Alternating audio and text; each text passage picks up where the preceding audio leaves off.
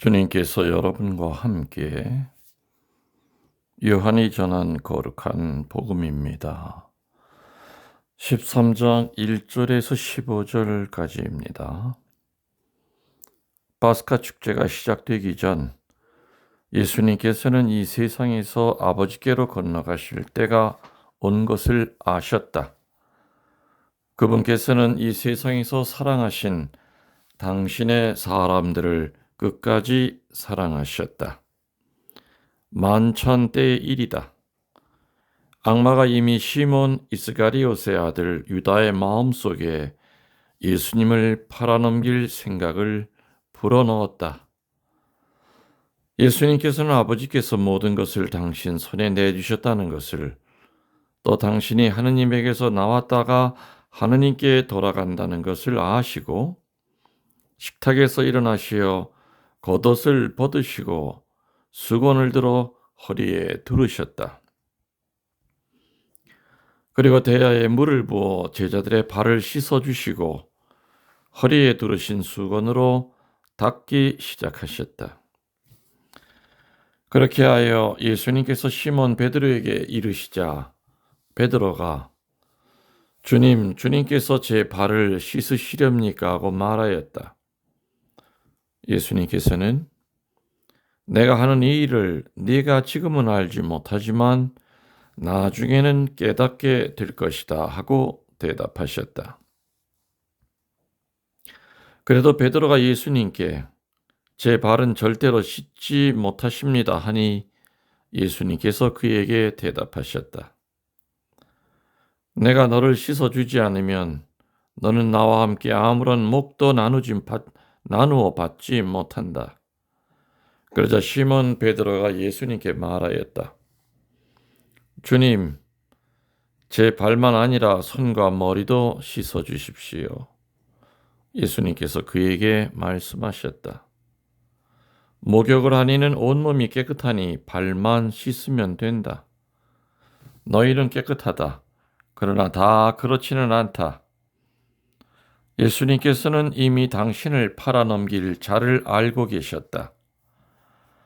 그래서 너희가 다 깨끗한 것은 아니다 하고 말씀하신 것이다. 예수님께서는 제자들의 발을 씻어주신 다음 겉옷을 입으시고 다시 식탁에 앉으시어 그들에게 이르셨다.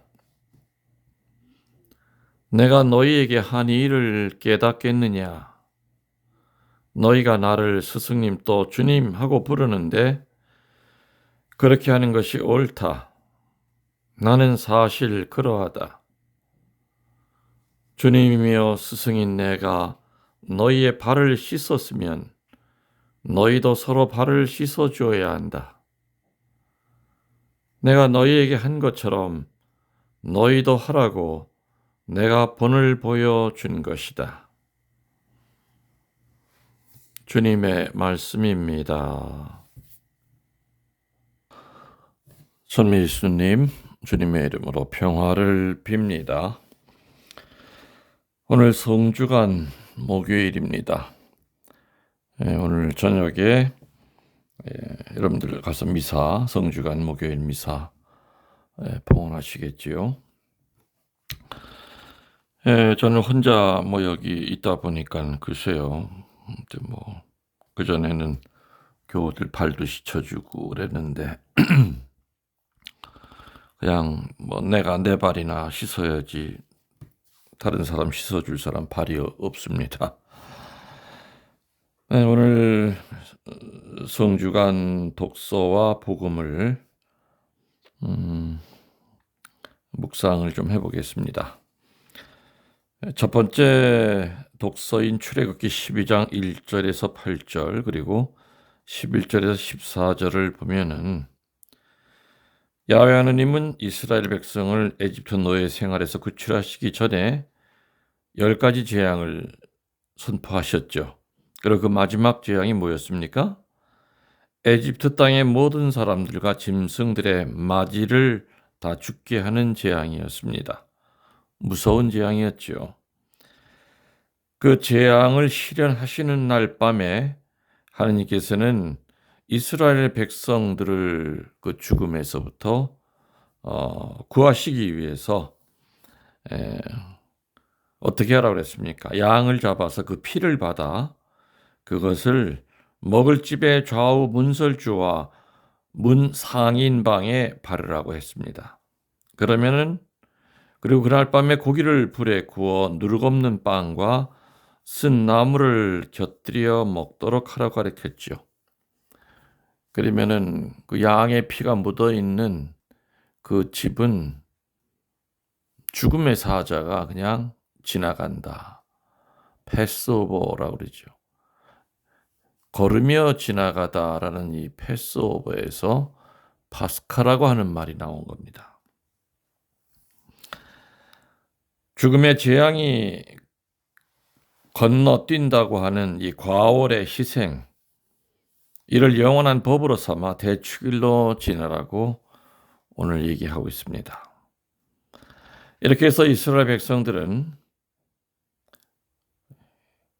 양의 피를 바른 유대인의 집, 그곳에 있는 모든 맏자식들은 죽음도 건드리지 못하고 살아났다. 바로 그날을 기억하는 바로 중요한 날이었죠. 이렇게 이스라엘 백성들이 하느님의 말씀을 따름으로써 양의 피로 죽음을 면하는 것을 우리는 오늘 첫 번째 독서에서 오늘 보게 됩니다. 그리고 두 번째 독서는 뭐가 나왔습니까? 고린토전서 11장 23절에서 26절에 나오는 얘기죠.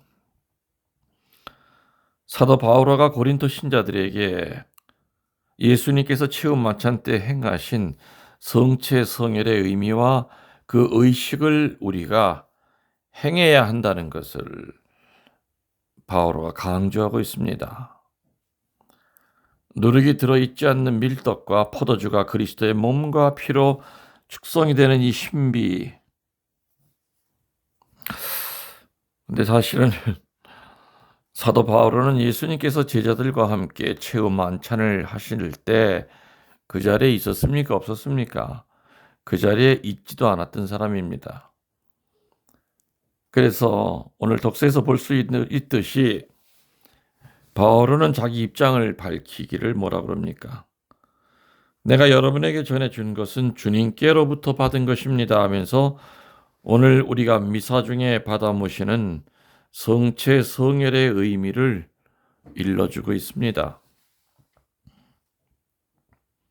그리고 오늘 복음에서 보면 예수님께서 파스카 축일 전날 저녁에 이제 세상 떠나서 아버지께로 가실 때가 된 것을 아시고 예수님이 사랑하시던 제자들에게 지극한 사랑을 보여주시는 장면이 나오지요. 그 첫 번째 일이 뭐냐면은 제자들의 발을 씻기신 일이고요. 그 다음은 저녁 식사를 제자들과 함께하는 자리에서 누룩이 들어있지 않은 밀떡과 포도주를 당신 몸과 바꾸시는, 오늘날 우리가 받아 모시는 성체 성사를 세워주시는 일이었습니다. 두 가지라고 그랬습니다. 제자들의 발을 씻긴 거, 두 번째는 성체 성사를 세워주신 거. 그러면 오늘 복음에서 먼저 들은 예수님께서 제자들의 발을 씻기셨다는 이 사실은 우리들에게 무엇을 가르쳐주고 있는 것이 되겠습니까? 팔레스티나의 도로는 전혀 포장이 되어 있지 않았기 때문에 그들의 신발은 또 샌들이었기 때문에 길에서 묻은 먼지나 흙을 씻기 위해서 집집마다 문 앞에 물 항아리를 마련해 놓았던 겁니다. 그리고 손님이 왔을 때에는 종이 물그릇과 수건을 가지고 와서 손님들의 더러워진 발을 씻어주는 것이 상례였습니다. 자, 그런데 예수님과 제자들 모임에는 종은 존재하지 않았죠. 집안에 들어갔을 때 바로 종이 해야 할 일을 스승이신 예수님께서 제자들에게 행하신 겁니다. 그런데 베드로 차례가 되었을 때 베드로는 자신의 발을 씻기시는 것을 아주 강력하게 거절하죠. 그러니까 예수님 뭐라 그럽니까? 내가 너를 씻어주지 않으면 너는 이제 나와 아무 상관도 없게 된다. 이렇게 얘기하시죠.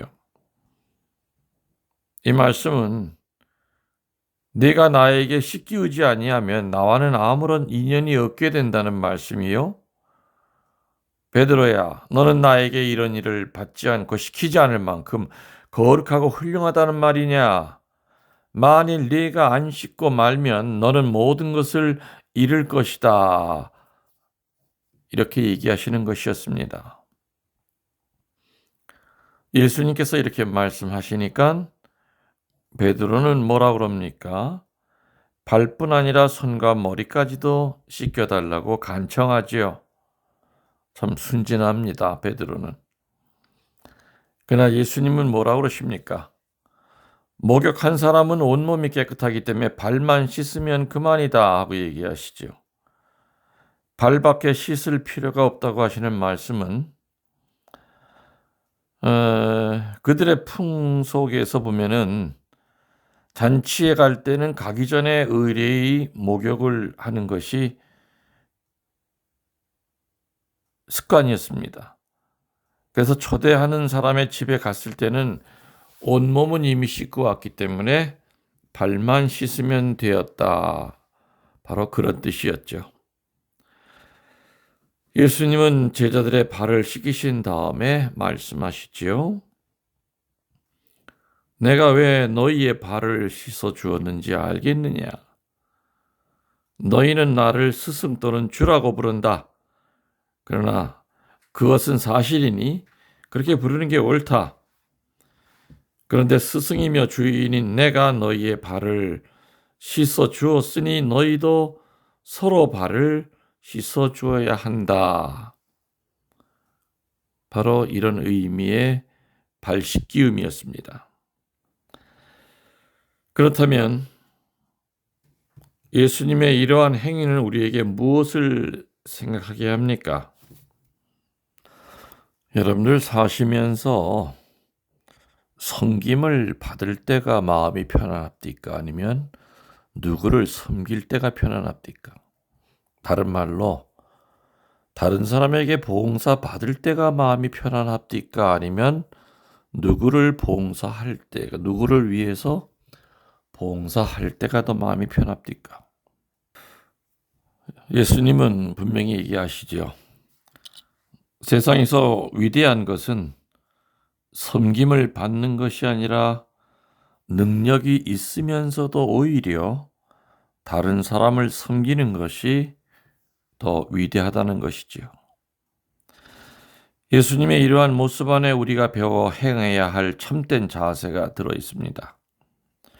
우리는 생활 속에서 많은 경우 자녀와 부모 사이에, 부부 사이에, 또 이웃과의 관계에서 서로가 얼마나 권위와 위엄을 찾고 있는지, 또 자기를 들어 높이고자 하는 자세로 가득 차 있는지,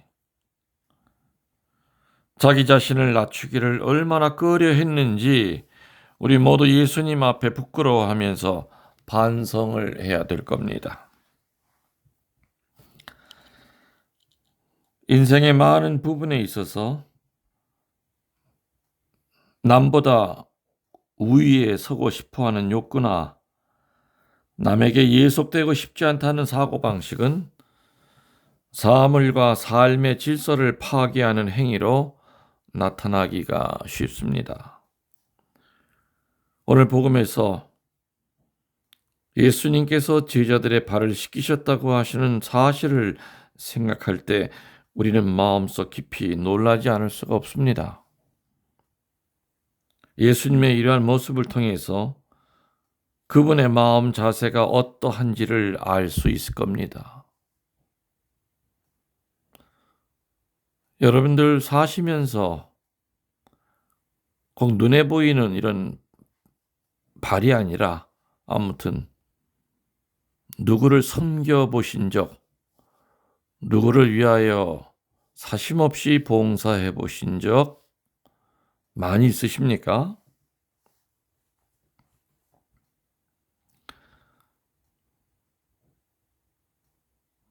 예수님의 이러한 모습을 여러분도 따라가고 있다고 하면은 여러분들은 예수님처럼 되어 가고 계신 겁니다. 예수님은 이제 이 세상에서 당신 생명이 다 되었음을 알고 계셨지요. 그리고 당신이 당해야 할 굴욕의 때가 다가오는 것을 알고 계셨습니다. 그리고 하느님의 오른편 영광의 자리에 앉으실 때도 얼마 남지 않았다는 것을 알고 계셨습니다.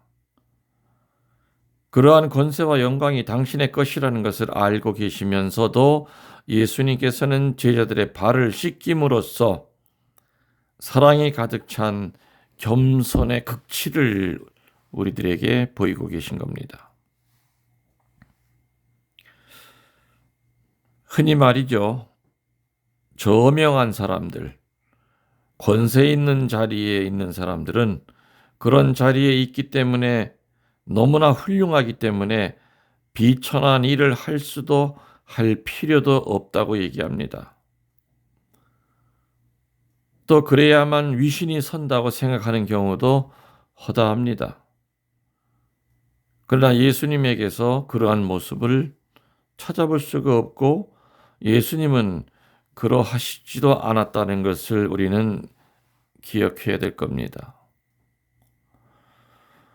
프란치스코 교황님은 수도의 사제입니다. 아마 그 수도 사제이기 때문에 재석 신부로 있다가 교황이 되신 분이 아니죠. 그 때문에 그분은 아르헨티나에서 주교로 계실 때도 확실히 살아가는 모습이 아주 확 달랐습니다. 확실했습니다. 선이 확실히 달랐죠. 늘 억울하고 가난한 자들의 서셨던 거죠. 그래서 아르헨티나 정부로부터 아주 미움을 많이 받았던 분이었습니다. 그런 분이 교황이 되시고 난 다음에 참 신선한 모습을 많이 보여주셨어요. 교황 되시자마자 그 바티칸에 있는 많은 노숙자들, 그들을 위해서 샤워할 수 있게끔 이동식 그런 샤워 차도 준비해 주시고 또 노숙자들과 같이 노숙자들을 초대해서 일주일에 한 번 같이 식사도 같이 하시면서 가식이 아니라 누구한테 보이기 위함의 섬김이 아니라 프란치스코 교황님은 사제 때부터 주교가 돼서도 또 교황이 돼서도 또 지금까지도 그렇게 살고 계신 역대 교황 가운데서 가장 예수님의 모습을 닮지 않았을까 하는 제 나름대로의 생각이 드는 분입니다.